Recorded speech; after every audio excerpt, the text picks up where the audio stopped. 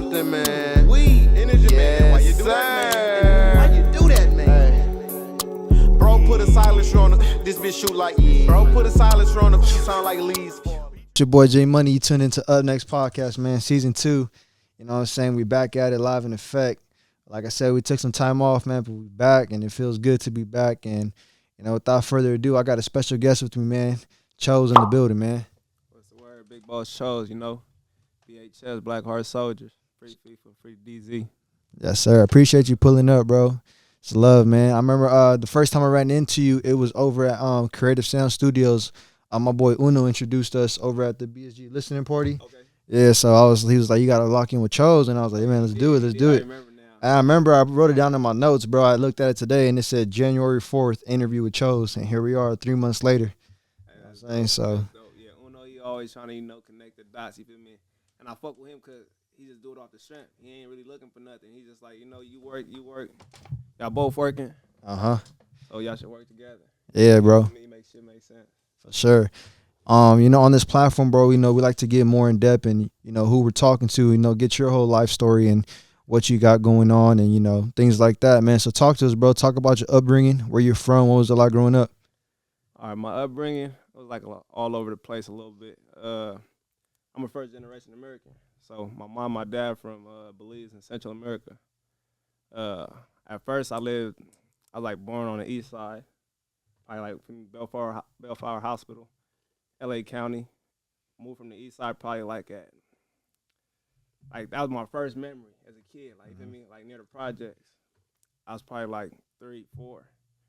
And I just remember waking up one night, throwing up in the kitchen. You know what I mean? That was like my first memory ever. And then also playing on the little, you know how they had a little apartment, area where you could play? Yeah. That right there. But then I moved off of 68 and Hoover. I went to the beginning school on Fig and Gage. It was like a little beginner school. And then I went to 68 Elementary. That's right there behind Fig on 68th. For preschool and beginning of first grade. Yep. After that, I moved from right there because I was staying with my mom, godmom. My mom was always working. My dad, he always out of town and shit like that. So I moved to West LA. When we moved to West LA, I'm staying over there big sad neighborhood, Playboys. You feel me? So I used to live in a main building. So as a kid, I used to see all types of shit. You feel me? It was real gangbanging going on in West LA. You feel me? But I basically went to school over there from 1st to 5th grade. And at the age of 10, at 5th grade, when I was done with that, I went to Baldwin Village, the jungles, Crenshaw area, and that's basically where I spent the remainder of my time growing up. And, going through different little trials and tribulations, in life, I fell into the streets and started gangbanging. You feel me? So, I was banging Blackstone jungles, but where I'm at now, I'm more on some leading as an example, leading as a boss. You feel me? I don't really try to influence the negativity on the next person's life to go left. Yeah. So with that being said, it's I just understand a lot because I've seen a lot. You feel me? I also went to for middle school. I went to Mark Twain. I went to Audubon. I went to Dorsey for high school. I went to Hamilton. I ended up getting kicked out. I was going in and out of the halls. I got my GD in juvenile halls. What? So let me ask you this, bro. As you say, you grew up in that lifestyle, and then you're pushing positivity, and you're pushing, something else. Yeah. And what span of your life, made you want to change? At what point did you realize, what, I think I can do better for myself, and I can lead, and show other people, there's more about life. You know what I'm saying? I feel like it's always been my MO somewhat. I've always been always trying to preach to people, stand on what you believe in, stand on your heart. Mm-hmm. But probably once I went to prison and I got out, because in prison I was reading a lot of books and shit like that. I can't even say that, you feel me? Because it got to the point where it was I was having a conversation with my brother, and we having a conversation about gang banging, and how you can't gang bang forever, you feel me? And he was talking about, Nipsey and how he had just passed away. He had just recently passed away right before I got out of prison. And we was talking about how basically he reached the pinnacle of how high a gangbanger could go. You feel me? And like to still hold on because like the way we grew up, gangbanging wasn't about making no money. You feel me? Gangbanging wasn't about just love and loyalty because in everybody's hoods it's different circles. You feel me? Everybody got their own little circle, their own little collective, even though it's like a big hood. Mm-hmm. It was about putting belt to ass. You feel me? If you wasn't an active gangbanger, if you wasn't ready to go kill and die, then you was irrelevant. You feel me? So it's like, for me, it's like, going through the moments where I'm like, nigga, look at all these gang tattoos I got on my body. Like, look at all the shit I done did. Like, there's no way in hell I can never not be this nigga that I done signed up for. You feel me? Some shit I signed up for as a kid. It's like, this is my life. You feel me? You can't tell me, like, this is forever. Yeah. But in that same conversation, he like, how you gonna get on the stage and you gonna tell him, don't do this? You won't tell the next kid to go and gangbang. Like, everybody, they had kids. I ain't gonna have my kid gangbanging. I ain't gonna do this. They want their kid. They want better for their kid. So you gonna go on the stage and tell these kids, don't do this. And then when you get off, you gonna go shake your homie hand like, what's bracking? You feel me? So when you go shake your homie hand and be like, oh, what's bracking? They not just watching what you say to them. They watching what you do. You feel me? And if you go create like a stigma of this is a real nigga, this is a real man, they not gonna care about what you say. They're gonna watch what you do and they gonna follow. You feel me? So to set an example, you gotta lead by example. And in that second, I feel like I found the golden key. Like, I'm like, damn. Like, my whole life, I'm like, damn, I was lost. I was stuck. Like, yeah. Kind of made you think about it a little bit. And it was like 1 second from me just saying, nigga, this is forever. But I realized that at the end of the day, as a man, can't no man tell me how to live my life. I was just about to ask you that. Like, when you decided, you kind of wanted to switch your life around, were the thoughts in the back of your mind saying, what are people think of me? I never gave a fuck. I never gave a fuck because every action and everywhere I lived, I always lived through my heart. You feel me? So it's like, I've never been scared of nobody. You feel me? I went through trials and tribulations, learning, like, how the streets work. But, like, if people know me in the streets, I was really known for, like, being burnt out. You feel me? So at the end of the day, it was like, I never had no fear, just like my belief system. This is what I was, this the culture, this the environment, this how we raised. We've been seeing this since a kid. Yep. It's all I ever seen as a kid, since I was a little baby, gangbanging is all I ever seen. You feel me? I used to leave the house, 2nd grade, sag my pants, walk with a limp to school every day. And I get back with the homies and we go into my house, hey, pull your pants up, moms be tripping. Like, since a kid, we thought we was grown. That means since like 5th grade, I smoked my first weed, like, smoked my first blunt. So it was just like, I didn't care. I even made a video, posted it on Instagram on me and like talking about it. And, when you make certain comments, like even this conversation is like a sensitive conversation for a lot of people. Because at the end of the day, it's like when it's the only thing we've ever known, it's hard to see past it. Like, we've been placed in a box and it's hard to see past it. Like, but it's like, for me, gangbanging is, if you're not ready to kill or die, you shouldn't be gangbanging. And if you really that hopeless, then when the police come, you shouldn't be putting your hands up because you a gangster. You ready to kill and die. You feel me? So at the end of the day, it's like, it's 1 foot in, 1 foot out with a lot of people. But I feel like based off the past generation and how they molded us, everybody just like shaped into the way to not really understand that. You feel me? Like, people don't understand. You feel me? And that's why it's like you can't judge them. You can't stand in the way of them. Let people go through their experiences. Just try to lead them as an example, you feel me? I got a lot of brothers, you feel me? Like, I love my hood, I love my homies, you feel me? Regardless if they gangbanging still or not. I just gotta set an example as, let's get some money. Because at the end of the day, everybody know if you ain't putting belt to ass, you're irrelevant in the hood. And a lot of people that have been put belt to ass ain't here ain't here no more. You feel me? I done got shot in my face, you feel me, at 19, you feel me? I done went to prison, like, and I pressed a cold line, you feel me, from the streets to going to jail. You feel me? I ain't never turned down no favor. I ain't never told on nobody. I ain't never got bitched out by nobody. But at the end of the day, I feel like stand on you. Stand on yours. You feel me? Protect your family. Stand on business. And if you ain't standing on that, then you ain't no man. You feel me? So at the end of the day, it's just like, people going to have to go through their different trials and tribulations. But it's the same thing when I go back to Nipsey. It's like, he preached so much real nigga shit. But when you say neighborhood and 6-0 to us and this generation growing up, it's like, it's about violence. You feel me? So at the end of the day, when you tell somebody neighborhood and 6-0 and they decide to like, I want to be like Nipsey, it ain't gonna be no just, oh yeah, you just a real nigga. You gotta go through phase, trials and tribulations, people testing you, people playing with you, gonna go risk your life. You feel me? Gonna go risk your freedom, getting shot at. You feel me? It's a 10% of people that make it through this shit. Yeah. And I don't really know nobody that's like, I can say that there's a real nigga from these streets that done really done got successful. Feel me? A lot of these niggas are just entertainers. Like, you see a lot of these motherfuckers on the internet talking about blood this, cuz this. Y'all niggas is entertainers because the motherfuckers that's really living it and really standing on that, they still on that. You feel me? Is you ready to kill or you ready to die? And if you ain't ready to kill or die, then what the fuck you doing it for? You feel me? In my opinion. But like I said, don't judge them. Yeah. I salute to you, bro, for trying to, change your life around. And, it's hard because a lot of people, it's a pride thing, and they don't really want to let that lifestyle go. But, I was like, when you be posting your shit, I be seeing like the past pictures that you posted, and then now you like living up your life.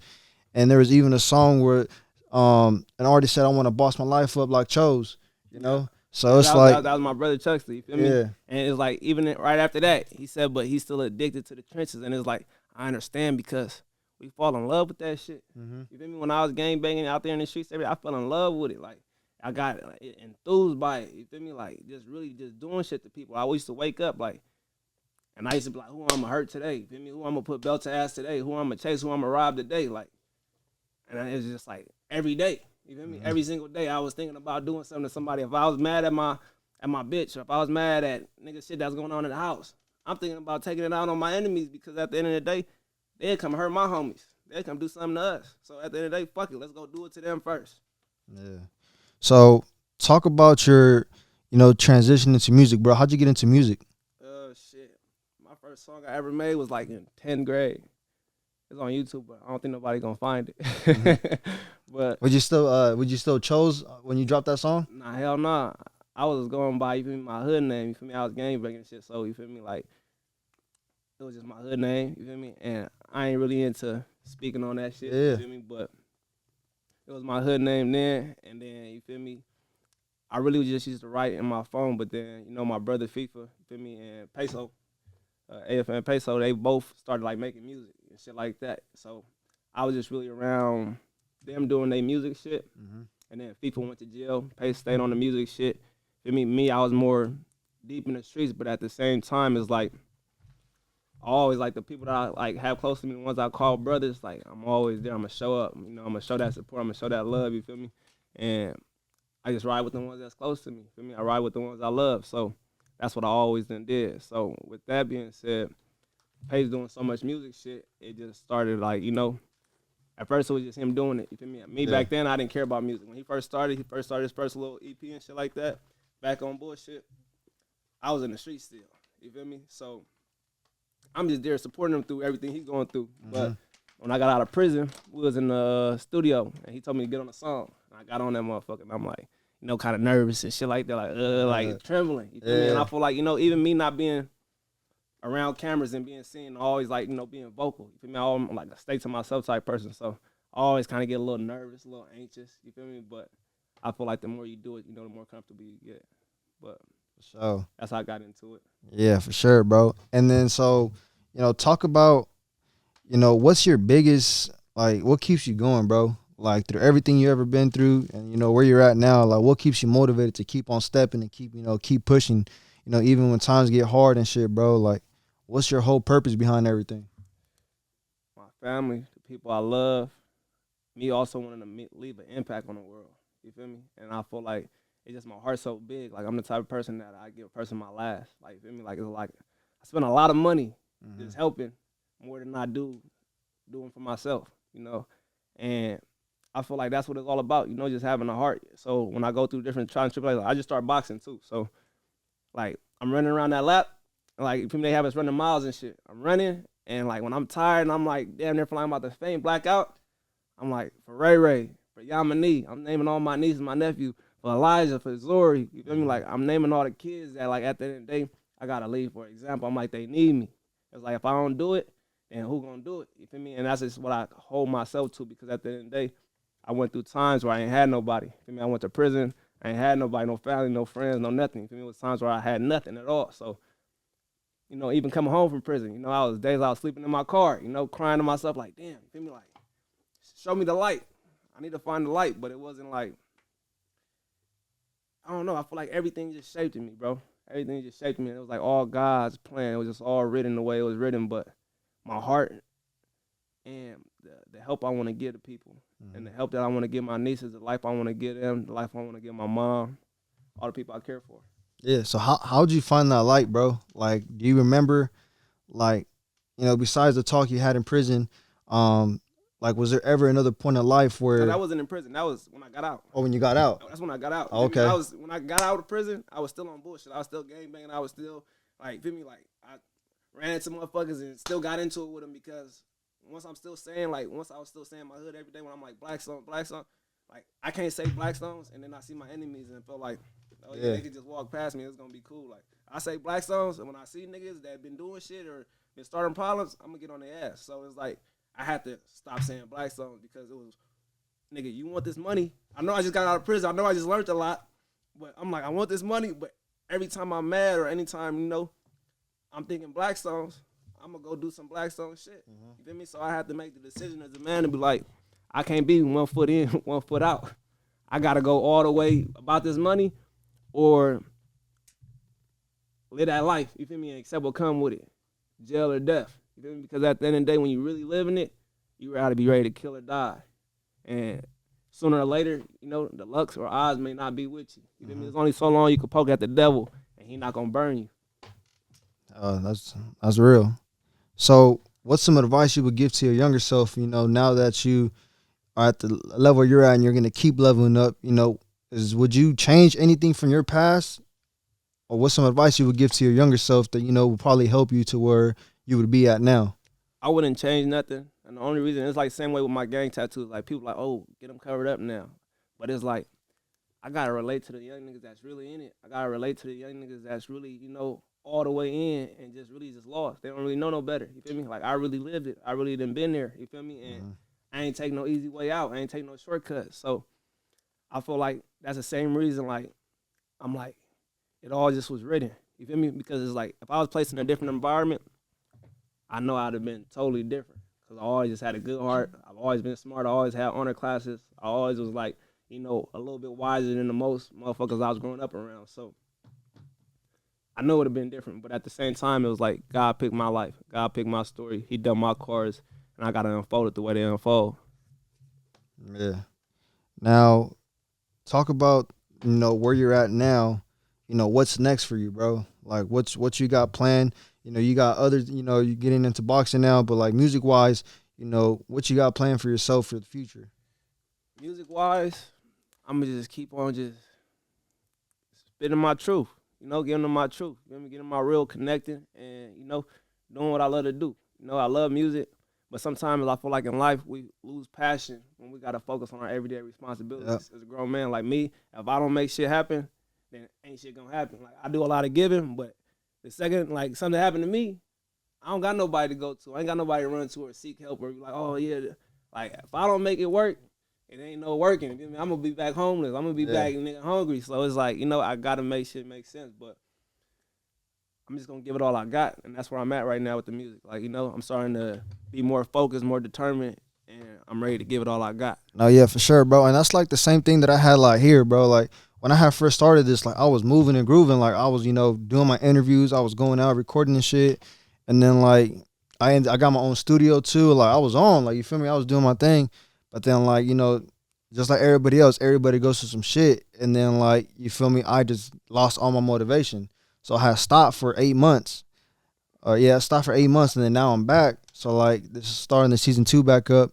But, like, my thing was, like, you feel me, I work a 9 to 5 and, you know, I'd be working. But when I had gone back to that, you know, I had reminded myself, you know, on why I started this. You feel me? I had to get myself, like, motivate myself again. You know, it's like everybody that goes through some shit, like, when you get too comfortable, you kind of got to fall back onto, you know, on why you got comfortable. If that makes sense. You feel me? 100%. So, you know what I'm saying? So I had to fall back because I was getting too comfortable with life. I had to fall back and tell myself I don't want to keep doing this 9 to 5 shit.